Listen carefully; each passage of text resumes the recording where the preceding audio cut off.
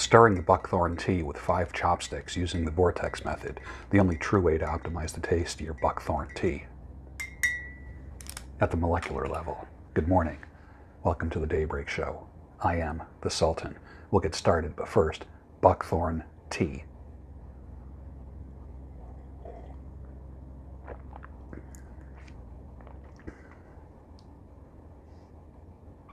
If it's good for me, I like it. It's kind of bitter-ish, but you have to get away from that. You have to get away from the coffee, tea, and other, what's the word? Paradigm. Tastes nothing like that. It's bitter. You don't naturally just reach out for buckthorn. But once you realize how good it is for you, you actually start to appreciate it. I don't have any honey in this at all, so just having it by itself has been an experience, but I'm getting used to it. Yeah.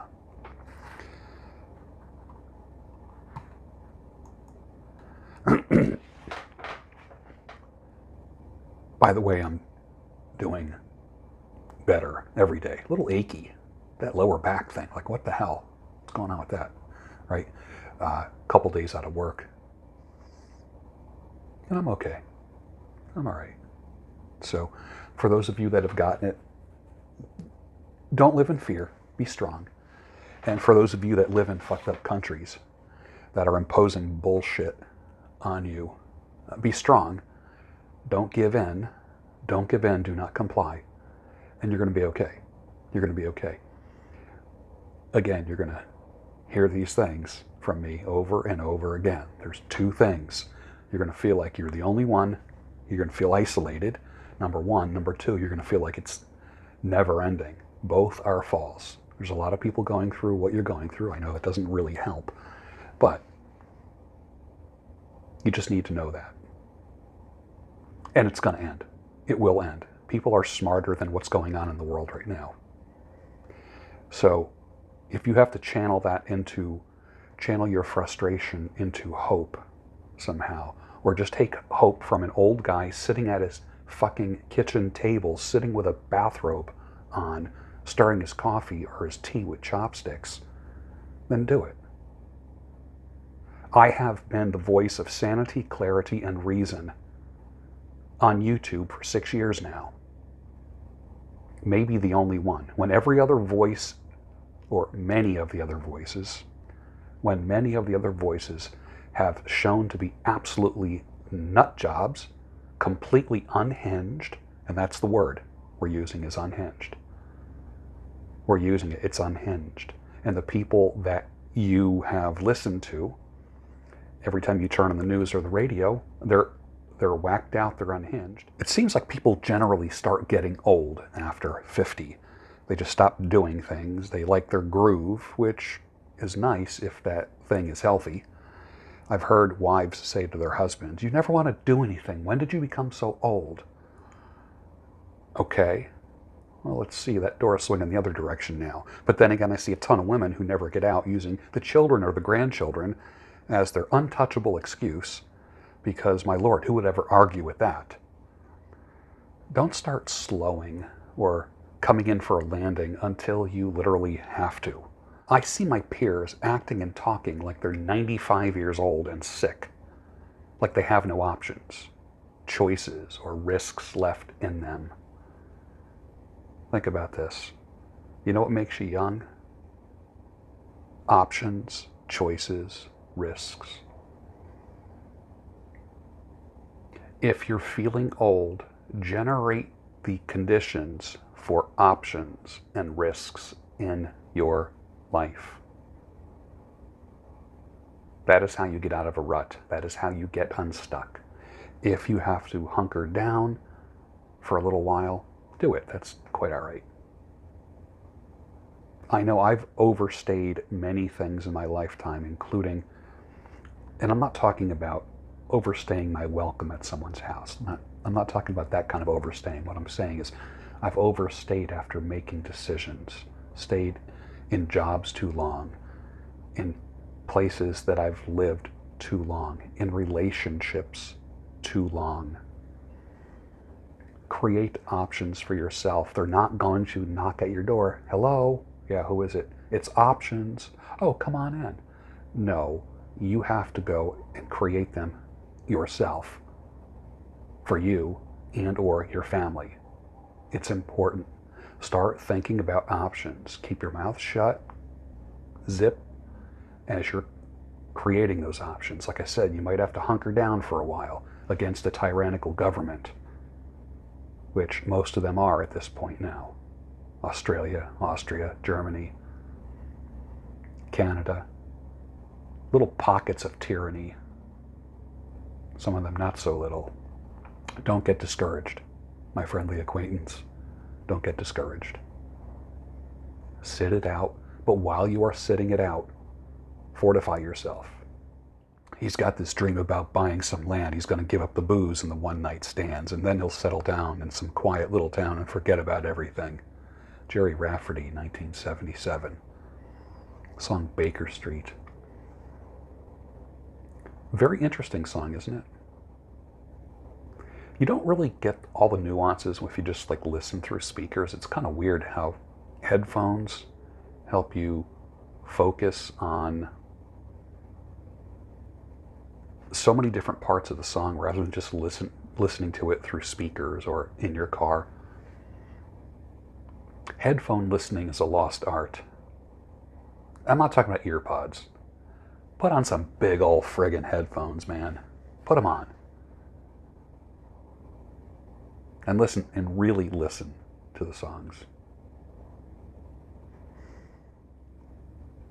The song Afternoon Delight, probably the most unsexy song about sex ever, right? 1976. Fortunately, Marvin Gaye sang Let's Get It On in 1973, so we wouldn't absorb that virus called Afternoon Delight. Eeh.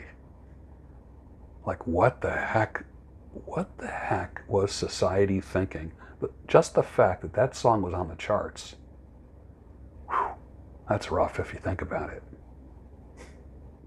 Never drive with one hand on the wheel and one hand around your girl. Always use two hands. And let her do the steering. I thought that was funny. I heard that back in 1981 for the first time. How is it that I remember the exact year of things? You know why that is? Because I use a system of logging incidents and memories with my five senses. The who, what, where, when, and why kind of thing. What was I smelling? What was I sitting on? Was it a bench? Was it a chair? Was it a pew? Was it a log around a bonfire? What was I smelling at the time? What did I have for dinner? Who was I with? Who was I talking to? Enhance your memory by using like sensory tagging in the same way a picture, like your phone might use geotagging until you wear that picture where that photograph was taken. You know your phone does that, right? Every time you take a picture, it logs where you take that picture. How about you do that in your own mind? I think many times our devices have made our brains lazy. For instance, when it comes to mathematics, how many people just use a calculator rather than long-form math? When's the last time you did a math problem on paper? Calculators have made us not only mentally lazy, but intellectually lazy. Ron White, who I am a little mixed about his comedic stuff. Some of it I like, some of it I don't. Bin Laden was in that house for 6 years with 5 wives. I would have hung out the window screaming at the drones saying, "I'm over here." It's probably one of the funniest things he ever said. Are you familiar with Ron White, the comedian? His original stand-up routine was good. After that, I just did nothing for him. But the original one was hilarious. It's okay, Betsy, Daddy's here. The world is filled with people losing or missing something and then filling that void with something completely inappropriate, inadequate, or temporary, or all three, and then grieving when that thing or person splits. Let me say that again. The world is filled with people losing or missing something and then filling that void with something completely inappropriate, inadequate, or temporary, or all three, and then grieving when that thing or person exits, splits, disappears. Clearly it was a man with a 5 o'clock shadow in Daisy Dukes and a tight tank top and ballet slippers.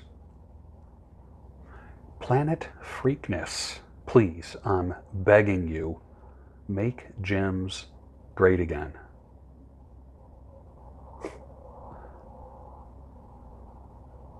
True story. Most people have the one that got away. Looking back, would you do anything differently? Or is it a blessing that they got away? Have you ever been the one that got away? Law number 10 of the 48 Laws of Power. Infection, avoiding the unhappy and the unlucky. You can die from someone else's misery. Emotional states are as infectious as diseases. You may feel you are helping the drowning person, but you are only precipitating your own disaster. The unfortunate sometimes draw misfortune on themselves. They will also draw it on you. Associate with the happy and fortunate instead. Boy, is that true or what? And with that, finish your buckthorn tea, and I'll see you on the next Daybreak Show, your home of sanity, clarity, and reason.